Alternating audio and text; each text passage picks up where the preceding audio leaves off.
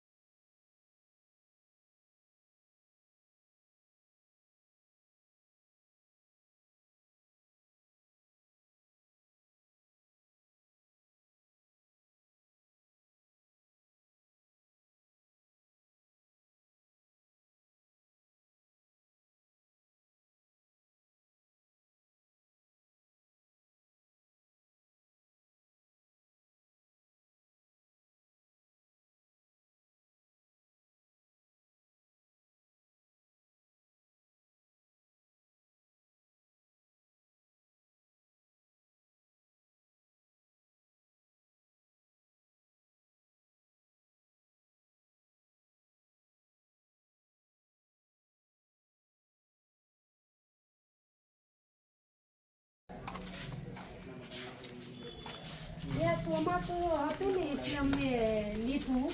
છોકરા બહુ વરસાદમાં ઓલા થતા હતા ને તે પછી અમે આ કોકનું મકાનમાં લીધું. તમે હાવ તો વરસાદ આગળ જ માંગીને આવીશ. અમારા ઘરવાળા બીમાર છે. ભાઈ ભાઈ આવો આવો આવો આગળ જ આ બધું સફાઈ મૂકી રસોઈનું બધી આગળ ખાલી આવું માંગીને બધી માંગવાની વસ્તુ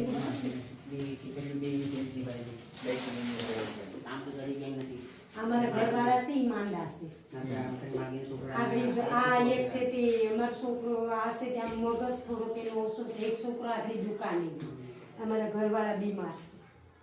જો આમ જ આપો દેવો. કેટલા વર્ષોથી બીમાર છે? આગળ જો માંગીને જ આવી ને આ બધી વસ્તુ અહીંયા મૂકી. આ બધી નોટ ને બધી સેટ જો માંગીને આવી. તમને ખોટું એવું છે આ બે ખોટું. મારા ઘરમાં બહુ પાણી પડતું હતું પછી અહીંયા કીધું અમને બધી માંગીને આવી. ક્યાંય કઈ વસ્તુ નથી ખાલી લાવું સેટ માંગીને ને મારા બચ્ચાને લઈને ખવડાવવું બસ એટલું જ છે. ને મને ઘરવાળાની દવા એટલી બધી મારી પૈસા નથી. ઓલી ઠેલી લેતા ને એમાં ઓથી 200 રૂપિયા કેમ કે થયા એમાંથી હમણાં બકાલું થોડુંક 50 રૂપિયા લાવ્યું ને છોકરાને 5 રૂપિયા દીધા એમ. બીજું કઈ નહીં. મારા 2 છોકરા છે. આ માંગવાના પૈસા છે.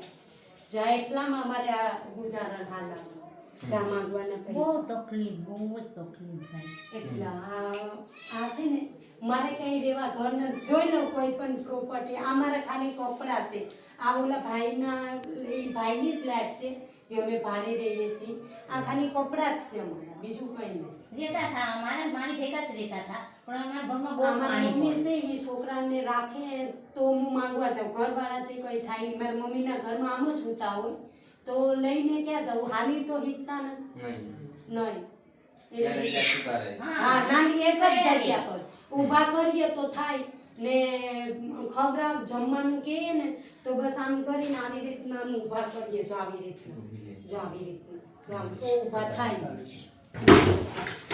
કોઈ વસ્તુ સાહેબને કે કામ નહીં બે છોકરા છે એક છોકરો મારો પિયુષ કે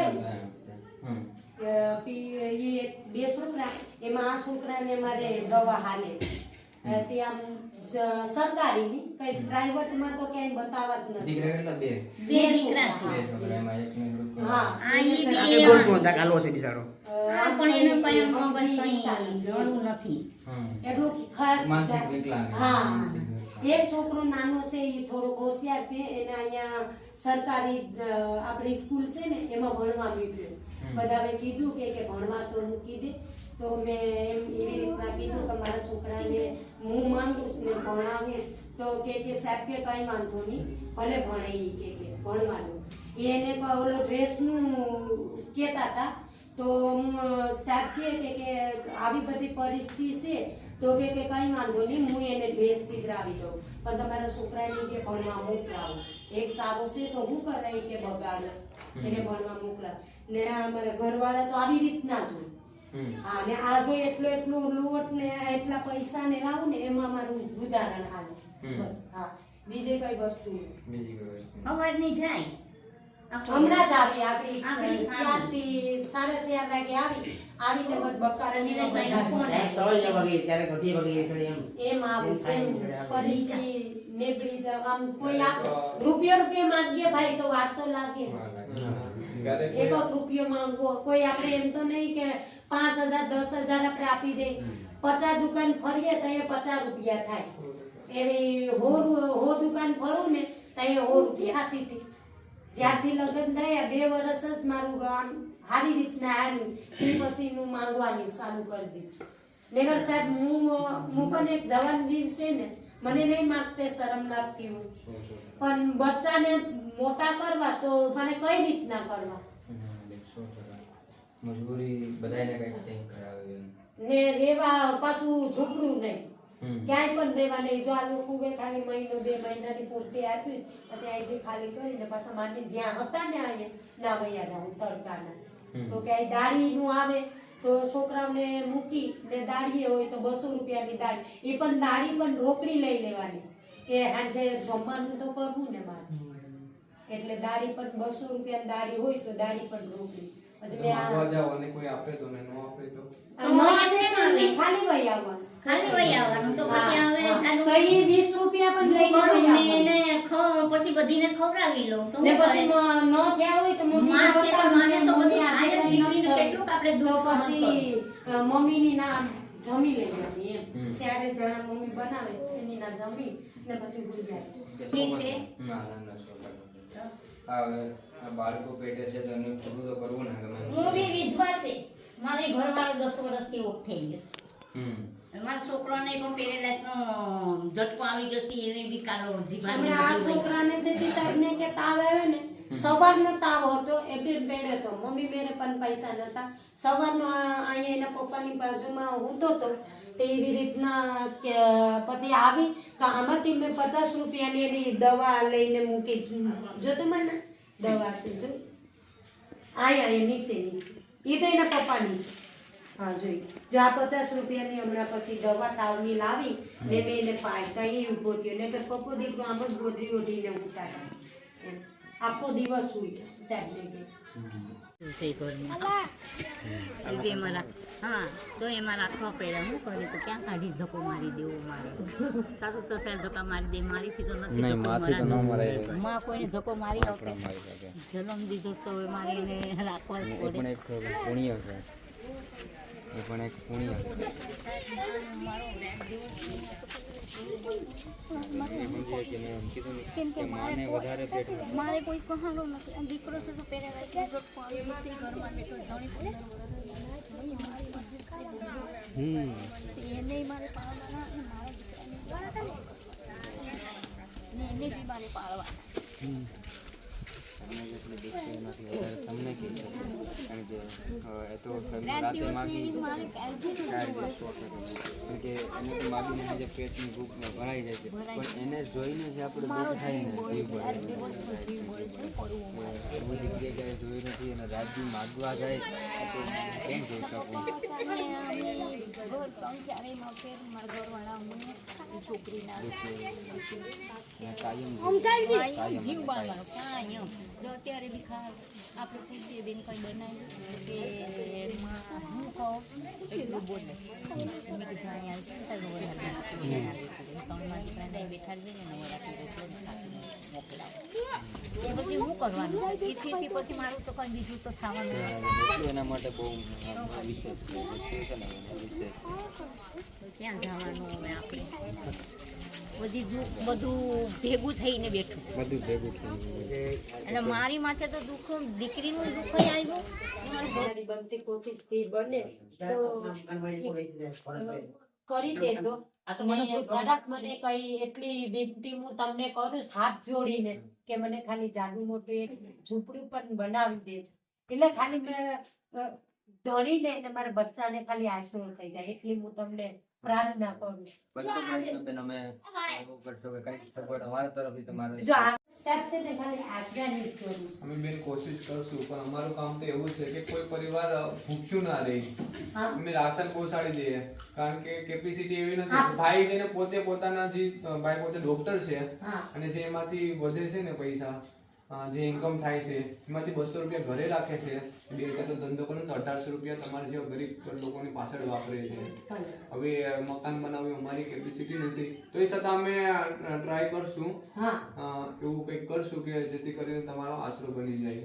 બસ એટલી તમને ભગવાનની બાકી તમને ભૂખ્યા ક્યારેય નહીં રહેવા દે. અમે જ્યાં સુધી અમે છે ને બંને ભાઈઓ ત્યાં સુધી તમને ભૂખ્યા એવી દુઆ કરજો ને મારા બચ્ચાની દુઆ તમને લાગે તો ભગવાન તમને બહુ મોટા માણસ બનાવી.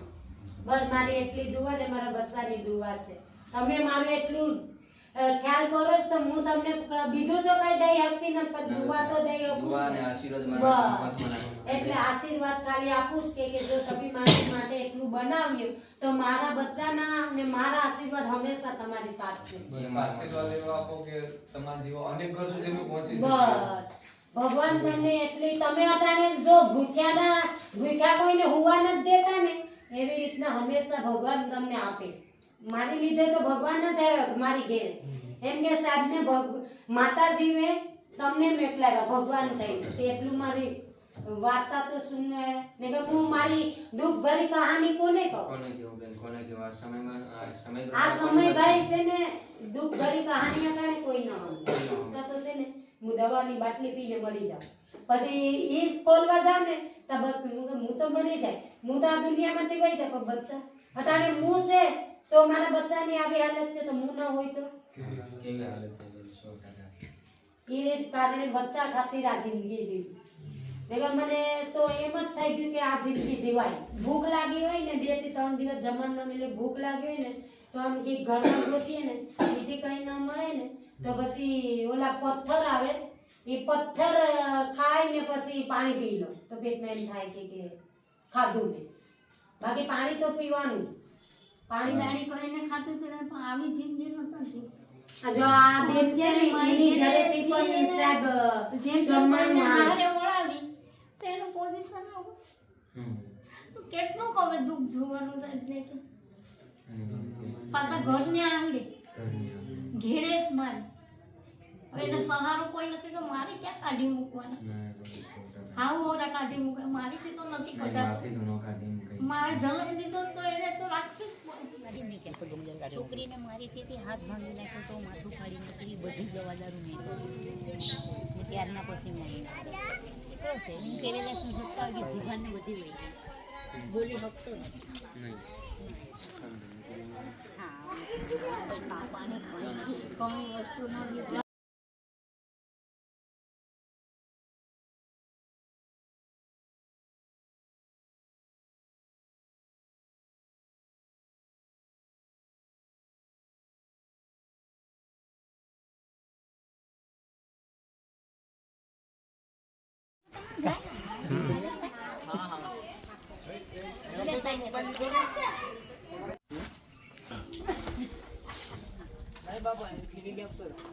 હાલે